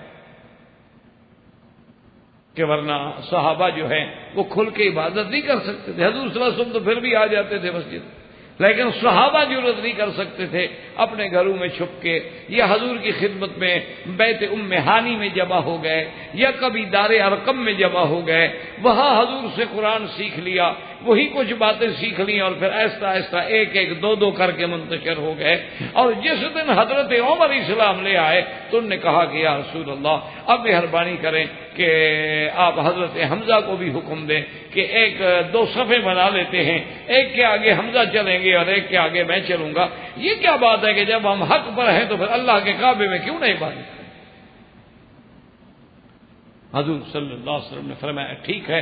حضرت عمر سب سے پہلے لے کے جماعت کو بڑے ہیں، اور آپ نے تلوار پکڑی ہوئی ہے، فرمایا کہ قریشیوں جس کو اپنی بیوی کو یہ بیوہ کرنا ہو اور بچوں کو یتیم کرانا ہو آگے آئے اور عمر سے مقابلہ کرے، ورنہ آج عمر کے اسلام لانے کے بعد اسلام چھپ کر کے، اور اسلام چوری نہیں، اب اسلام کھل کے رہے گا۔ تو یہ شرف جو ہے وہ بھی سیدنا عمر کو ملا ہے۔ اسی طرح بہرحال بہت اولیات ہیں، اگر ہم اس کا تتبع کریں تو نہیں کر سکتے ہیں۔ بہرحال نمونتاً میں نے کچھ باتیں عرض کر دی تاکہ اولیات عمر رضی اللہ تعالی عنہ کا باب جو ہے وہ بھی مناقب کا ایک حصہ بن جائے۔ اور اسی طرح اب ہے ہمارا کہ موافقات سیدنا عمر۔ موافقات سیدنا عمر کا معنی سمجھیں، یہ بڑا اعزاز ہے، یہ ہر کسی کو نہیں ملا، یہ بہت بڑا اعزاز ہے۔ یعنی ای سعادت بزور بازو نیست تا نہ بخشد خدا بخشندہ، یہ سعادت زور سے نہیں ملتی، یہ اسی کو ملتی ہے جس کو اللہ دینا چاہے۔ موافقات عمر کا معنی یہ ہے کہ حضرت سیدنا عمر نے جو فیصلہ زمین پہ کیا، حضور کو جو رائے دی، وہی اللہ نے قبول فرما لی، اس کو کہتے ہیں موافقات عمر۔ یہ کوئی معمولی سی بات نہیں۔ ان موافقات عمر میں اللہ کے قرآن کی جو آیت مبارک ہے جو میں نے تلاوت کی ہے، اسی لیے تلاوت کی تھی کہ کیونکہ ہمارا باب بھی مناقب عمر ہے۔ حضور صلی اللہ علیہ وسلم جب اللہ نے عزت دے دی، جب اللہ نے غلبہ دے دیا، جب اللہ نے نصرت دے دی، تو اب آپ نے مشورہ کیا صحابہ سے کہ بھئی 2 رکعت طواف کے جو اپنے پڑھنے ہیں وہ کہاں پڑھیں؟ اور یہ 2 رکعت جو ہیں یاد رکھیں امام ابو حنیفہ رحمۃ اللہ علیہ کے نزدیک واجب ہیں اور باقی ائمہ کے نزدیک سنت ہیں، لیکن بس لوگوں کی زبان پہ چڑھ جاتا ہے کہ 2 رکعت نفل میں پڑھ لوں، طواف کی نفل نہیں ہوتے ہی، طواف چونکہ نفلی ہوتا ہے تو ذہن یہی کہتا ہے کہ 2 رکعت نفل، حالانکہ 2 رکعت پڑھنا امام ابو حنیفہ رحمۃ اللہ علیہ کے نزدیک واجب ہے اور باقی ائمہ کے نزدیک سنت ہے۔ یعنی امام صاحب کے نزدیک ایک دفعہ نہیں پڑھے تو جب یاد آئے پڑھنے ہوں، حضور صلی اللہ علیہ وسلم نے رائے دی صحابہ سے کہ بھئی کون سی جگہ ہم معین کر لیں تاکہ طواف سے فارغ ہو کے آدمی نے 2 رکعت جو ہے ایک مقام معین کر دیا جائے. ہر صحابی نے اپنی رائے دی. حضرت عمر رضی اللہ تعالی عنہ سے جب حضور نے پوچھا کہ عمر تمہاری کیا رائے ہے، تو حضرت عمر نے کہا کہ یا رسول اللہ اگر آپ مجھ سے پوچھتے ہیں نا تو میں کہتا ہوں کہ مقام ابراہیم کو مصلی بنا لیں، کیونکہ یہ کعبہ بھی ابراہیمی، بناء ابراہیمی، دین بھی ابراہیمی، ملت بھی ابراہیمی، اور اسی پتھر پہ کھڑے ہو کے سیدنا ابراہیم علیہ السلام نے یہ کارنامہ انجام عطا فرمایا ہے. تو جب حضرت عمر نے یہ رائے دی، اللہ تبارک و تعالیٰ کا قرآن بھی نازل ہوا کہ وَاتَّخِذُوا مِن مَّقَامِ إِبْرَاهِيمَ مُصَلًّى. اللہ نے فرمایا کہ میرے نبی ہمیں عمر کی رائے منظور. اور اس سے اصل مسئلہ سمجھے، حضور کی حدیث مبارک ہے کہ من سن سنتن حسنتن، جو بندہ کسی اچھے کام کی ابتدا کر دے، اس کام پہ جو قیامت تک لوگ عمل کریں گے، اس ثواب میں حصہ جو ہے اسے ابتدا کرنے والے کو ملے گا. اور اسی طرح حضور نے فرمایا جو بندہ کسی برائی کی ابتدا کر دے، قیامت تک جو گناہ ہوگا تو اس کے بندے پہ بھی لکھا جائے گا جس نے ابتدا کی ہے. اس لیے حضور نے فرمایا کہ اول من سن القتل قابیل، حضرت آدم کے بیٹے قابیل نے سب سے پہلے قتل کیا تھا. قیامت تک جتنے قتل ہوں گے تو ان کا گناہ جو ہے قابیل پہ بھی لکھا جائے گا. اب اسی سے اندازہ لگائیں کہ قیامت تک جتنے لوگ آئیں گے، عمرہ کریں گے، طواف کریں گے، حج پڑھیں گے، جب بھی آئیں گے مقام ابراہیم پہ 2 رکعت پڑھیں گے تو ثواب حضرت عمر کو لکھا جائے گا رضی اللہ تعالی عنہ وارضاہ. اچھا خدا کی شان دیکھیں جو عمر کو نہیں مانتے وہاں نماز پڑھنے کے لیے وہ بھی لڑتے رہتے. خدا کی شان، یہ اللہ کی شان ہے. اللہ تبارک و تعالی نے جس مقام کو عزت و عظمت دینی ہو، یعنی اللہ نے قرآن میں ذکر فرما دیا، لیکن یہ موافقت تھی حضرت عمر رضی اللہ تعالی عنہ کی رائے کی کہ عین جو عمر نے رائے دی تھی وہی اللہ کا قرآن نازل. اسی طرح سیدنا عمر رضی اللہ تعالی عنہ کے بارے میں، مقام بدر کے بارے میں بھی کتابوں میں آتا ہے کہ دونوں چیزیں جو ہیں وہ حضرت عمر کی رائے تھی. ایک تو سب سے پہلے جب حضور صلی اللہ علیہ وسلم نے بدر سے نکل کے قافلے کے لیے ابو سفیان کے قافلے پہ حملہ کرنے کا ارادہ کیا تو اس میں جب آپ نے مشورہ دیا تو کچھ لوگوں نے کچھ مشورہ دیا، کچھ نے کچھ مشورہ دیا. جب حضرت عمر سے پوچھا حضرت عمر نے کہا حضور بالکل جانا چاہیے، یہ قافلہ نہیں ہے، اس میں سارے قریش کا مال ہے جو ہمارے خلاف جنگ میں لگے گا. یہ تجارتی قافلہ نہیں ہے تو حربی قافلہ ہے. تو اس کو بھی اللہ نے قرآن میں فرمایا کما اخرجک ربک من بیتک بالحق، میرا بدری جیسے تیرے رب نے تجھے نکالا ہے مدینے سے. یعنی معنی یہ ہے کہ یہ حضور کا وہاں سے نکلنا جو ہے عمر کی رائے اور حکم خدا تھا، تب حضور نکلے مدینہ منورہ سے بدر کے. اور اسی طرح اسارہ بدر کے بارے میں کہ جب جنگ بدر ہو گئی اور یہ مقام بدر، اصحاب بدر، جنگ بدر، یہ بہت بڑی عظیم ترین اول غزوۃ فی الاسلام، یہ اسلام کا سب سے پہلا غزوہ ہے. اور اسی کو اللہ نے قرآن میں یوم الفرقان، اور اس واقعے کو اللہ نے قرآن میں جتنی تفصیل سے بیان فرمایا ہے، کوئی معمولی سی بات تو نہیں کہ حضور نے فرمایا کہ اصحاب بدر سے کہ ان اللہ اطلع الی اہل بدر، اللہ نے بدر والوں کی طرف نظر فرمائی اور فرمایا اعملوا ما شئتم فانی قد غفرت لکم، جاؤ بدر والے جو مرضی آیا کرو تمہاری بخشش ہو گئی. یہ شان بدر میں ملی. تو اب جناب بدر میں ایسے ہوا کہ 70 یہود مشرکین کے بڑے بڑے صنادید، بڑے بڑے سردار، بڑے بڑے ستون جو تھے وہ تو مارے گئے. اور 70 جو تھے ان کے قید ہوئے، اور جو قید ہوئے ان میں بھی بڑے بڑے لوگ ہیں. تو حضور صلی اللہ علیہ وسلم نے اسارہ بدر کے بارے میں صحابہ سے رائے رکھی، کیونکہ اسارہ بدر کے بارے میں اب یہ بات ہو سکتی تھی کہ یا تو بھئی ان کو ہم چھوڑ دیں، کچھ بھی نہ لیں، چھوڑ دیں، یا ہم ان کو چھوڑ دیں لیکن کچھ فدیہ لے لیں تاکہ مسلمانوں کی مالی مدد ہو جائے، یا ان کو ہم سزا میں قتل کر دیں۔ یہ مختلف آراء تھی، تو حضور صلی اللہ علیہ وسلم نے، اللہ کا حکم یہی ہے پیغمبر کو بھی کہ اگر ایسا کوئی اہم کام ہو تو مشورے سے کیا جائے۔ حضور صلی اللہ علیہ وسلم نے مشورہ لیا، دیگر صحابہ سے بھی لیا، اور حضرت ابو بکر رضی اللہ تعالیٰ عنہ سے پوچھا کہ ابو بکر تمہارا کیا مشورہ ہے؟ تو ابو بکر رضی اللہ تعالیٰ نے کہا کہ یا رسول اللہ، ان کو بڑی سزا مل گئی ہے، 70 ان کا بندہ مارا گیا،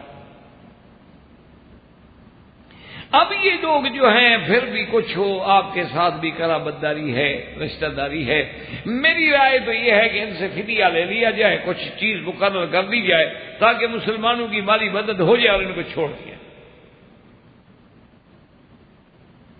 اس کے بعد حضرت نے سیدنا عمر رضی اللہ تعالیٰ عنہ سے پوچھا کہ عمر تمہاری کیا رائے ہے؟ حضرت عمر رضی اللہ تعالیٰ عنہ، یعنی آپ حیران ہوں گے کہ اللہ تبارک و تعالیٰ جس کو جو شان دے دے، یہ حضرت عمر رضی اللہ تعالیٰ عنہ ہیں جنہوں نے کہا کہ یا رسول اللہ صلی اللہ علیہ وسلم میری رائے پوچھتے ہو؟ آپ نے کہا تمہاری رائے کیا؟ انہوں نے کہا اللہ کے نبی جنہوں نے حضور آپ کا کلمہ نہیں پڑھا، جنہوں نے اللہ کی توحید کا اقرار نہیں کیا، پھر مکے سے آپ کے مقابلے کے لیے فوج لے کے آ گئے، اگر ان کو موقع ملتا ہمیں چھوڑ دیتے؟ یا رسول اللہ میری رائے مانے نا تو مجھے حکم دے، میں بھی تلوار اٹھاؤں، علی بھی تلوار اٹھائے، حمزہ بھی تلوار اٹھائے، اپنے اپنے رشتہ داروں کی گردنوں کو کاٹ دیں، اب ان کے ساتھ ہمارا کیا رشتہ ہے؟ اور حضور آج ہی کفر کی جڑ کاٹ دیں ہمیشہ کے لیے، اگر جڑ چھوڑ دی نا پھر درخت نکل آئیں گے۔ حضور صلی اللہ علیہ وسلم فرمایا عمر بڑے سخت آدمی ہو، ان کو کوئی تھوڑی سزا مل گئی ہے، ابھی 70 ان کا مارا گیا۔ انہوں نے کہا حضور جتنا مل جائے ان کو ختم کرو۔ اور آپ حیران ہوں گے کہ حضرت عمر جو ہیں ان کی والدہ جو ہے نا جی، یہ بھی ان کی والدہ جو ہے وہ بھی حشام کی بیٹی ہے، اور حشام مغیرہ کا بیٹا ہے، یعنی ابو جہل کے خالو ہیں، رشتے کے اعتبار سے وہ بہن بنتی ہے ابو جہل۔ لیکن اس کے باوجود ایمان کی قوت دیکھیں، ابو جہل مارا گیا، انہوں نے کہا نہیں یا رسول اللہ اس کفر کو مٹاؤ۔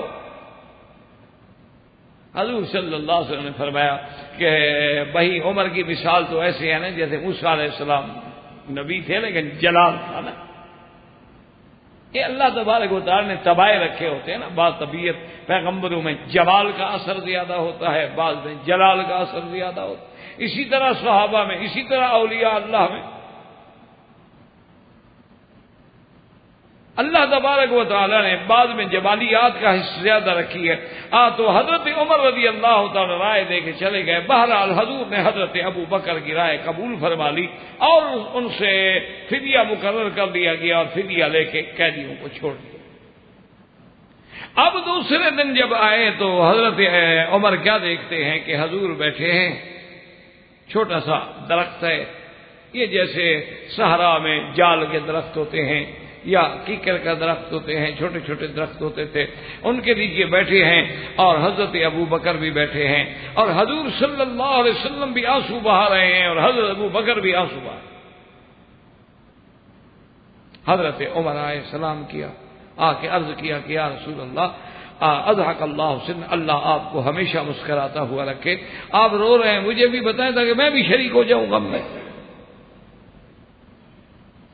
آپ نے فرمایا عمر ہم نے تیری رائے منظور نہیں کی، یہ درخت دیکھ رہے ہو یہاں تک گویا اللہ کا عذاب آ گیا، اگر اللہ عذاب اتار دیتے لما نجا منہا الا عمر و سعد، صرف عمر اور سعد بچتے اور کوئی اللہ کے عذاب سے نہ بچ سکتا۔ یہ تو اللہ کی مہربانی ہے کہ اللہ نے معافی عطا فرما دی، لیکن اللہ نے فرمایا کہ میرے نبی جو رائے عمر نے دی تھی آپ نے کیوں قبول نہیں کی؟ تو یہاں بھی کہ ما کان لنبی ان یکون له اسری حتی یسخن فی الارض، اللہ نے فرمایا یہ میرے نبی کی شان تو نہیں کہ ہم قیدی، تیرے دشمن قیدی بنا کے آپ کے ہاتھ میں دے دیں اور آپ ان کو چھوڑ دیں۔ آپ صرف دنیا کی چند روزہ زندگانی کی عزت کو مقدم رکھیں، آرام کو مقدم ہے، اپنے ان کو کیوں چھوڑا ہے؟ لولا کتاب من اللہ سبق لمسکم فیما اخذتم، اگر ہم فیصلہ نہ کر چکے ہوتے میرا بدری کہ ہم آپ کو معاف کر چکے ہیں، پہلے سے فیصلہ ہے ہمارا، اگر یہ فیصلہ نہ کر چکے ہوتے اور آپ کو اور اہل بدر کو معاف نہ کر چکے ہوتے تو ہم عذاب عظیم نازل کرتے کہ آپ نے دشمنوں کو چھوڑ دیا اور عمر کی رائے کو قبول نہیں کیا۔ تو یہ بھی وہ آیت مبارکہ ہے جو موافقات سیدنا عمر رضی اللہ تعالی عنہ میں ہے کہ حضور صلی اللہ علیہ وسلم نے فرمایا کہ بھئی اگر اللہ نہ کرے اللہ نہ کرے اللہ نہ کرے اگر وہ عذاب نازل ہوتا تو پناہ پانے والا صرف حضرت عمر ہوتے یا حضرت سعد، تو یہ مقام جو ہے یہ بھی حضرت عمر کو، یہ بھی یعنی موافقت قرآن کریم۔ اسی طرح ایک روایت میں آتا ہے کہ ایک دن حضور صلی اللہ علیہ وسلم کی خدمت میں حضرت عمر آئے، انہوں نے کہا کہ یا رسول اللہ یدخل علی نسائک البر والفاجر، حضور یہ آپ کے گھر میں اچھے لوگ بھی آتے ہیں، ہر بندہ تو حضرت اچھا نہیں ہوتا، کسی میں کوئی کمزوری ہوتی ہے، آپ کے گھر میں آنا، آپ کی بیویوں کے پاس آنا اور پردہ کوئی نہیں، حجاب کا حکم کوئی نہیں، یا رسول اللہ میری غیرت قبول نہیں کرتی، یا رسول اللہ میری غیرت نہیں برداشت کرتی کہ اللہ کے نبی کے گھر میں پردہ نہ ہو، حضور کی بیویاں گھر سے باہر جائیں قضاء حاجت کے لیے بغیر پردے کے، اور پھر حضور آپ کے گھر میں ہر آدمی آئے اور سوال کرے اور کھانا کھائے اور داخل ہو اور بیٹھ جائے، میری غیرت تقاضا نہیں کرتی۔ بی بی زینب کو تو غصہ آ گیا، انہوں نے کہا عمر تم کون ہو ہم پہ روک ڈالنے والے؟ یہ اللہ کے نبی کا اور ان کی بیویوں کا مسئلہ ہے، آپ کو زیادہ غیرت آ رہی ہے۔ اللہ نے اسی وقت قرآن نازل کر دیا کہ یا ایھا النبی قل لازواجک وبناتک ونساء المؤمنین یدنین علیہن من جلابیبہن، اللہ نے فرمایا میرا نبی میرے پیارے محمد مصطفیٰ صلی اللہ علیہ وسلم ازواج کا اپنی بیویوں سے بھی کہہ دیں، اپنی بیٹیوں سے بھی کہہ دیں، ایمان والوں کی عورتوں سے بھی کہہ دیں کہ اپنے اوپر گھونگھٹ ڈالیں، پردہ ڈالیں، بغیر پردے کے نہ نکلیں۔ اسی طرح حکم آ گیا کہ فلا کہ کوئی چیز پوچھنی ہو تو من وراء حجاب، پردے کے بغیر نہیں، ختم۔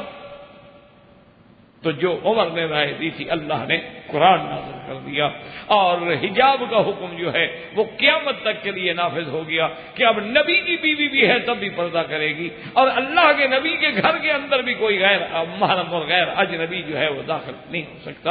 یہ شرف جو ملا ہے یہ بھی سیدنا عمر رضی اللہ تعالی عنہ کو ملا ہے کہ آیت حجاب جو اتری تو یہ بھی موافقات عمر میں ہے رضی اللہ تعالی عنہ وارضاہ۔ اور اسی طرح علماء نے لکھا ہے کہ حضرت عمر رضی اللہ تعالیٰ عنہ ان لوگوں میں ہے نا جنہوں نے زندگی ماشاءاللہ ایسی گزاری ہے کہ آپ کو شراب سے بڑی نفرت تھی، آپ نہیں پسند کرتے تھے کہ کوئی آدمی شراب پی، اور ساتھ اللہ سے دعا بھی کرتے تھے کہ اللہ بھی یہ شراب کے بارے میں کوئی حکم نہیں آ رہا۔ تو سب سے پہلی آیت اتری يسألونك عن الخمر والميسر قل فيهما إثم كبير ومنافع للناس وإثمهما أكبر من نفعهما۔ اللہ نے فرمایا کہ میرے محبوب آپ سے لوگ پوچھتے ہیں شراب کے بارے میں کہ شراب کیا ہے، حلال ہے حرام ہے۔ شراب میں فائدے تو ہیں لیکن گناہ بڑا ہے۔ فائدہ تو ہے، کوئی بیمار ہو فائدہ ہے، کوئی سردی وردی کا حملہ ہو جائے تو اس میں فائدہ ہے، بعض چیزوں میں فائدہ مند ہے، لیکن فائدہ کیا ہوا کہ نفع تھوڑا ہو اور گناہ زیادہ ہو تو نفع کو آدمی کیا دیکھے۔ جب یہ آیت آئی تو لوگوں نے کہا کہ عمر آیت تو آئی، انہوں نے کہا نہیں اللہم بین لنا بیانا شافیا، اللہ میاں مہربانی فرماؤ کوئی کھول کے حکم دو۔ اس میں تو لوگ دونوں باتیں سمجھے گا نا کہ بھئی حرام تو نہ ہوئی نا، کہ بھئی گناہ والی چیز تو ہے لیکن فائدہ بھی ہے، تو کہیں گے ہم فائدہ کیوں نہ اٹھائیں۔ اللہم بین لنا بیانا شافیا، یا اللہ کہ خبر میں شراب کے بارے میں کوئی خصوصی حکم نازل فرما۔ اس کے بعد آیت اتری کہ یا ایھا الذین آمنوا لا تقربوا الصلاة وانتم سکارى، اللہ نے فرمایا ایمان والو نشے کی حالت میں نماز کے قریب نہ آؤ. کہ آدمی نے نشہ ہے، اس کو تو پتہ نہیں میں کیا پڑھ رہا ہوں، اس کو پتہ ہی نہیں کہ میں کعبے کی طرف متوجہ ہوں یا ادھر کھڑا ہوں. نشے والے کا کیا پتا ہوتا؟ وہ مسل مشہور ہے نا کہ 3-4 نشائی ان کو ایک دن خیال آ گیا کہ ہم بھی نماز پڑھیں. ہوتا تو موڈ ہے نا نشائی لوگوں کا، خیر جی وضو شروع کر کے ایک مسجد میں آ گئے، وقت تھا نہیں تھا، اپنی شروع ہو گئے نماز میں. ایک بندہ جو گزرا، 2-4 بندے آئے، انہوں نے دیکھا پتہ نہیں کہ، انہوں نے کہا بھائی نماز ظہر کی نماز ہو گئی ہے. ایک نے کہا کہ بھائی پتہ نہیں ہوئی ہے، میں تو پڑھ رہا ہوں. نشے میں تھا نا بیچارہ. دوسرے نے کہا بے وقوف تم نماز میں کھڑے ہو، نماز میں بولنا جائز نہیں. تیسرا کھڑا کہنے لگا اچھا ہوا کہ میں نے بات نہیں کی، یہ دونوں بے وقوف بول رہے ہیں. تو نشے کا تو پھر یہ حال ہوتا ہے نا. تو انہوں نے کہا کہ اللہم بین لنا بیانا شافیا، اللہ کو واضح بیان فرماتی. یہ آیت آ گئی کبھی نماز کی حالت میں نہ ہو. اب صاف بات ہے کہ جو ظہر کو پیے گا ڈرے گا عصر کیسے پڑھوں، عصر کو پیے گا ڈرے گا مغرب کیسے پڑھوں، مغرب کو پیے گا تو ڈرے گا عشاء کیسے پڑھوں. تو اب لازمی چلو رات کو کسی نے پی لی تو پی لی، لیکن باقی ٹائم جو تھے وہ تو بچ گئے. حضرت عمر کو کہا کہ حضرت عمر ماشاءاللہ آئے دعا کیوں نہیں کرنا، اللہم بین لنا بیانا شافیا، اللہ میاں اس میں واضح حکم نے. حضرت عمر دعا مانگتے رہے، آخر اللہ نے حکم جاری کر دیا کہ حرم علیکم الخمر، اللہ نے خمر کو حرام کر دیا ہے، اور اس کا ایک قطرہ بھی حرام ہے، ایک گلاس بھی حرام ہے، ایک من بھی حرام ہے. اور اتنا بڑا حرام ہے، اتنا بڑا نجس ہے کہ انجس الاشیاء ہے کہ صحابہ نے جو پوچھا تو انہوں نے فرمایا جن برتنوں میں ان برتنوں کو بھی توڑ. تو جب آیا تو حضرت عمر مطمئن ہو گئے، کہا کہ الحمدللہ اللہ تیرا شکر ہے کہ تو نے اس مسئلے کو واضح فرما دیا. تو اس لیے علماء نے لکھا ہے کہ حرمت خمر کا جو حکم ہے وہ بھی موافقات عمر میں ہے. اچھا ایمان سے اندازہ کریں کہ اس آیت کے آنے کے بعد کتنے مسلمان بچے اور قیامت تک کتنے بچیں گے شراب سے. تو ان سب کو شراب سے بچنے والوں کو، اس حرمت پہ عمل کرنے والوں کو جو ثواب ہے اس کی ابتدا حضرت عمر پہ بھی جائے. تو یہ حکم دیا. اور اسی طرح جب سیدنا آقا نامدار سرکار دو عالم صلی اللہ علیہ وسلم کا زمانہ گزر گیا، پھر دور صدیقی گزر گیا، پھر عہد فاروقی جب شروع ہوا، تو اب جب شراب کا مسئلہ آیا تو حضور کے زمانے میں حد ہوتی تھی 40. اچھا وہ 40 کی حد بھی کیا ہوتی تھی کہ کسی نے تو رومال جو ہے نا ایسے بیت بنایا مار دیا، کسی نے کوئی ہاتھ میں بیت تھا وہ اٹھا کے مار دیا، کسی کے ہاتھ میں کوئی چھوٹی سی لکڑی تھی وہ مار دی. یہ باقاعدہ کوڑے شوڑے نہیں مارے جاتے تھے. اچھا وجہ کیا ہے کہ شریف آدمی کے لیے تو اتنی بات ہی کافی تھی کہ اس کو شراب میں حد لگی ہے، اس کے لیے تو یہی بات موت بن جاتی تھی. ایک شریف آدمی، اب دیکھو نا جی کہ ایک بدماش آدمی کو 10 دفعہ جیل میں بھیج دے، وہ جب نکلے نا تو سپرنٹینڈنٹ کو سلام کر کے آتا ہے کہ جناب میں بہت جلد پھر حاضر ہوں گا. اور شریف آدمی کے لیے تو عذاب بن جاتا ہے. اللہ تبارک و تعالیٰ معاف فرمائے. اللہ تبارک و تعالیٰ کسی شریف کو ایسے جہنم میں نہ دنیا میں لے جائے نہ آخرت میں لے جائے. لیکن ایک برے آدمی کے لیے کیا ہوتا ہے، وہ ہمارے علاقوں میں ایک بہت بڑا ڈاکو تھا اور بڑا خطرناک قسم کا آدمی تھا. تو مجھے کسی نے کہا کہ پولیس نے اس پہ ریڈ کیا ہے اور اس کو بڑا تشدد کیا ہے پولیس نے. تو بہرحال اتفاق یہ ہوا کہ میں اسٹیشن سے اترا تو وہ بھی آگے کھڑا تھا، اور وہ جناب پگڑی شگڑی بڑی اور ٹھاٹ باٹ اور لباس شباس اور ساتھ 2-4 گنڈے اور بھی. تو چونکہ ہماری قوم سے تعلق رکھتا تھا تو اس لیے وہ بھی مجھے سلام کرتے تھے. تو وہ مجھے آگے ملا تو میں نے کہا یار مجھے بڑا افسوس ہے، سنا ہے کہ پولیس نے آپ سے تشدد کیا ہے، کیا کیا؟ کہنے لگا مکی صاحب آپ شریف لوگ جو ہوتے ہیں نا آپ کو اللہ میاں نے عزت دی ہوتی ہے اتنی تولے کے برابر، ہمارے پاس تو منوں کے حساب سے عزت ہے. میں نے کہا کیا مطلب؟ انہوں نے کہا جی میں ابھی آپ کو دھکا دے دوں سارے پاکستان میں ہل جائے گا مکی صاحب کو مارا گیا، مکی صاحب کو مارا گیا، مکی صاحب کو مارا گیا. جناب گر گئے، ٹوپی گر گئی، مٹی پہ پڑے تھے، اٹھانے والا کوئی نہیں تھا. مجھے پولیس والے روز مارتے ہیں، شام کو پھر کپڑے پہن کے ہم آ جاتے ہیں. ہمارا کیا بگڑتا ہے؟ ہمارے پاس تو منوں کے حساب سے عزت ہے نا. آپ کی عزت ہوتی ہے تھوڑی سی دھکے سے بھی ختم. احباب کرام، اس کے بعد اب آپ اس مبارک سلسلے کی سی ڈی نمبر 15 سماعت فرمائیں۔ اس مبارک سلسلے کی سی ڈی نمبر 15 سماعت فرمائیں۔ اس مبارک سلسلے کی سی ڈی نمبر 15 سماعت فرمائیں۔ اس مبارک سلسلے کی سی ڈی نمبر 15 سماعت فرمائیں۔ اس مبارک سلسلے کی سی ڈی نمبر 15 سماعت